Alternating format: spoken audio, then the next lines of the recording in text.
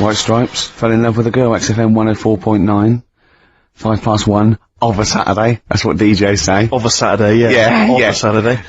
Fast approaching. Yeah, time fast approaching 1:10. What do you mean it's fast approaching? What's it speeding up, is it? Time's speeding up as it gets towards 2:10. Shut up. Ricky Gervais, obviously. With him, Steve Merchant. Yeah, and Karl Pilkington. Let's not forget Carl P, the K-Man.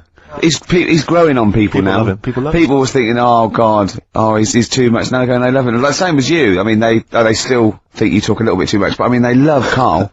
You know, but, I shouldn't say that because it'll rock your confidence. Exactly. Yeah. No, I am a man of nerves.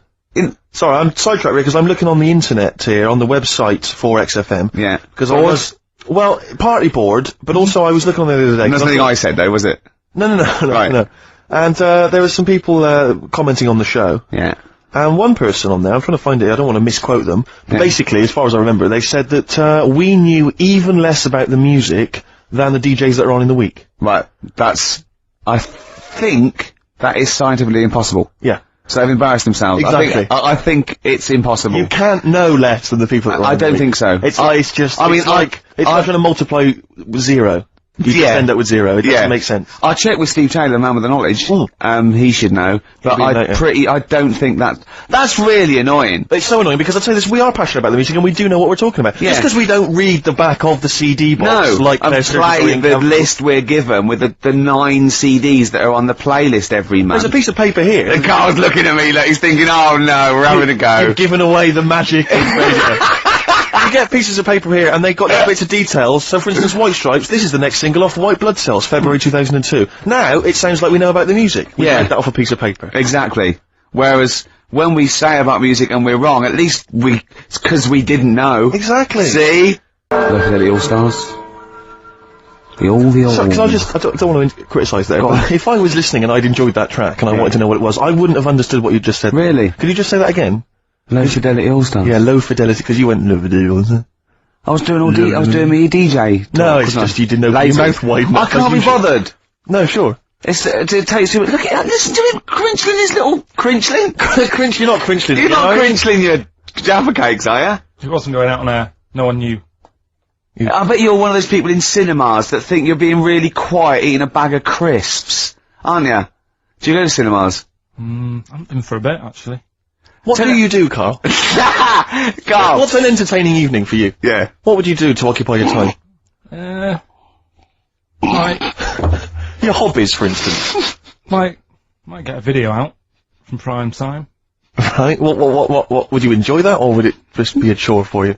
No, I think things like that. Would you really hate doing that? That's when you really switch off and you forget all your problems and stuff. What? You haven't got any problems? You haven't got any problems, Carl? You don't know that. I put on a face when I'm with you.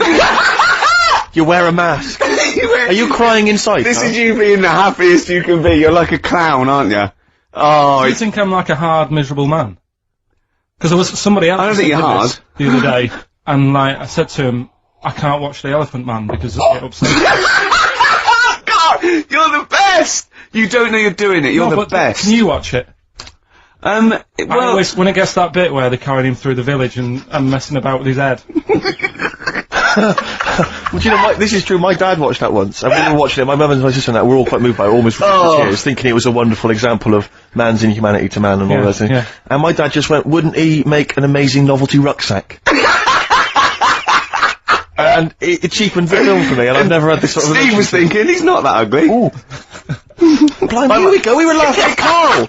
Can we focus on one person at a time, Rick, please? Let's destroy him first. Oh, God. Tell him what you said to me when that record was playing about the Jaffa Cakes. He bought some Jaffa Cakes, which was lovely. He went across the road and he handed out the Jaffa Cakes.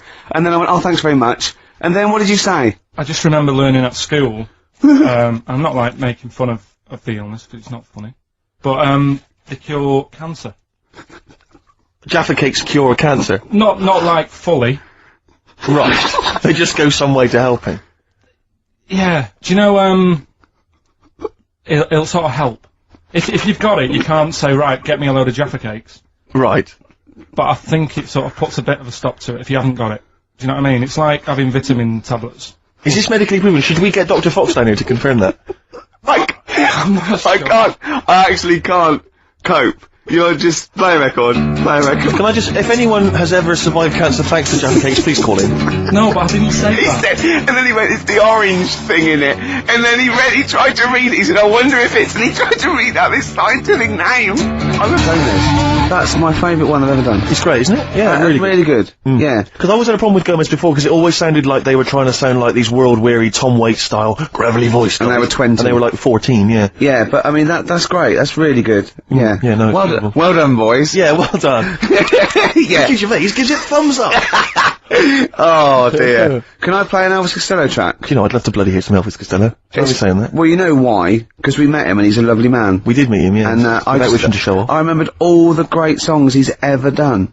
I didn't like his spoken word much, too much, and some of his later projects I thought were a little bit, but his own songs from, 1978 to about 1980, I thought were great. Why did we meet him? I can't just remember why we met him, Rick. Oh. I wasn't doing that. No, I can't remember. We won an award. Was it because we won another bloody award? Stop giving us awards, please. Oh, God. Not enough room in my house. Oh, dear, we've only got two. Yeah, and we haven't got one of those. The one was the BBC, so he's got a lot of room in his house. And I've got the other one, he let me have it, so he's got no award in his house at all. Can I, You can borrow it. Can I don't know who you're talking to, but I spoke to Richard Wilson from One Foot in the Grave. I spoke to him. Yeah, but he's a lovely bloke. He's a really nice guy. But he said to me, could I do a cameo in the office for £40,000? And I went, could like Ricky do like an amusing pratfall or something, and then you just come in as a cleaner and go, I don't believe it. And he looks at me like, why have you said that? Why have you brought that? I felt so guilty. Oh no! I so wanted to apologise. But why is it so? We know it's wrong to I don't know why I said it. We know. Do we think, no, it's different for me? Exactly. We're in the business. I'll do a new twist on I don't believe it, and he'll go, that's the best I don't believe it twist I've ever heard. I don't know what I was thinking. Why did you? You didn't tell me that. I know, I felt ashamed. I felt really ashamed. No. I was a little bit drunk, I wasn't thinking straight. Oh, it was so embarrassing. I was talking to a friend of mine who said, who was it? I can't remember, he said that he was watching it was a sports cast, which it may have been, Formula 1 racing or something like that. And he was watching, and there's a commentator, and the commentator's gotta keep talking all the time. Yeah. And he was going, and there's the team, good to see so-and-so's girlfriend in the audience. And he said he saw, and it cut to Richard Wilson in the audience, and he went, and the bloke went, and there's One Foot in the Grave. I love that. He knew he had to say it there, but he couldn't just name all the characters. Oh, that's fantastic. And there's One Foot in the Grave. Oh, dear. That'd be brilliant. And there's The Office. Brilliant. What, you're putting us alongside One Foot in the Grave, thing that's been going like 10 years and one of those, you're putting us alongside, it beat us, Steve, get over it. It beat us in the Comedy Awards. No, I was just saying that you're an identifiable face if you're at a Formula 1 event. Okay. Old. Grumpy. One Foot in the Grave. Yeah, One Foot in the Grave, exactly. Yeah. Anyway, Carl, any thoughts before we move on anything we've said so far? Elvis Costello. Well, I'd like to play, Red Shoes. Are we ready for... Not yet, I'm just saying. What? Do you know who his dad is? Declan McManus. No, I don't know his real name. Declan McManus. He was a big band leader in the 50s or something, wasn't he? No, he was in the White's Lemonade ad. Yeah. Oh! Was he? Oh no, it's so much to do with that. Good, so we're catering there to the audience listening who are 50 and above. Well, I don't, and I'm the target audience. I'm a secret lemonade drinker. White's Lemonade. You must remember that. Never heard that. Oh, those chimps that drink tea. Oh! Once, right, in school, we had a French dictionary, and ice cold coke on the back of my throat. Singing hello summertime, it's the real thing. Remember that? No! Oh, you were there. We translated that into French. Is that the end of that story? Yeah! That's the end of the story? Yeah! But I know it in French. Do it. But it doesn't make sense, we just literally did the word. Go on, I can't believe you remember this. Tres fois, coke, solidarité, mon gosh, chante bonjour, estival jump, celebrate. That's the only French you know, isn't it? It's not even French! We just did it word for word, it doesn't make any sense. Can you say another word of French? Can you quote Le plume Shakespeare? de ma tante. Can you quote anything else? Is there anything else you can quote other than that? Is there anything else you learned at school that you can remember word for word? No? Nothing. Le chat est le mieux. I don't just mean French, I mean anything. English, maybe a bit of poetry that you can remember? Of course I can, yeah. Go on, quote a bit of poetry for me. Like what? Whatever Soft, you what remember. light through on the window breaks. It is the east and Juliet is the sun. The rise west sun and kill the envious moon. It was really sick as well. Anyway, what do you Doesn't want? really count. What? Shakespeare doesn't count? No, because that's everyone knows that one. Oh, going what then? What should I know? The Windhover by Gerald Manley Hopkins. Oh, you can't do that one. I caught this morning's morning minion, Kingdom of Daylight, still thinking Play about record. Wonder Falcon and his riding of the High. Hold on, no, we haven't done Carl yet. Wait a minute, K-Man. Anything you can remember from school that you learned, that you had to maybe, memorise? French. Not necessarily French, you could Anything you can remember. This can be anything you remember from school, apart from the orange stuff stops cancer. Yeah. It's not the cough that carries you off, it's the coughing that carry you off in. Play it.